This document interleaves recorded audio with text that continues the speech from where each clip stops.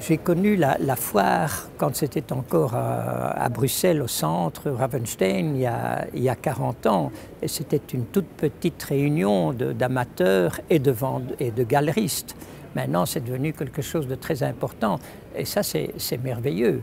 Vraiment, c'est merveilleux. Je dois dire, je tire mon chapeau vis-à-vis des organisateurs parce qu'ils sont en train de monter. Par exemple, l'année dernière, ils ont dépassé 50 000 visiteurs. Ils n'attendaient pas ça.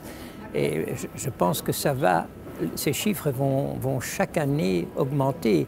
Donc, ça prouve aussi que les gens s'intéressent de plus en plus aussi à l'art. Ça, c'est un fait évident. Ils doivent écouter leur cœur. Ils doivent faire leur collection suivant vraiment en tenant compte de ce qu'eux aiment. D'abord, éviter de penser à faire une bonne affaire. Ça, c'est la première chose, c'est très important.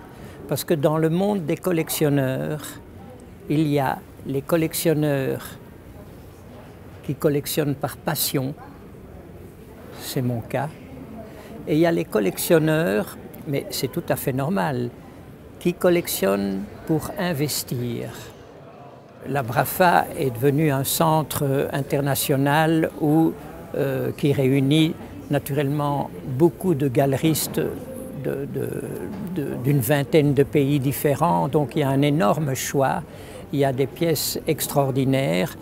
Je crois que la BRAFA est devenue une des plus grandes manifestations de foires artistiques dans le monde. La BRAFA est accessible à beaucoup plus de monde qu'on l'imagine.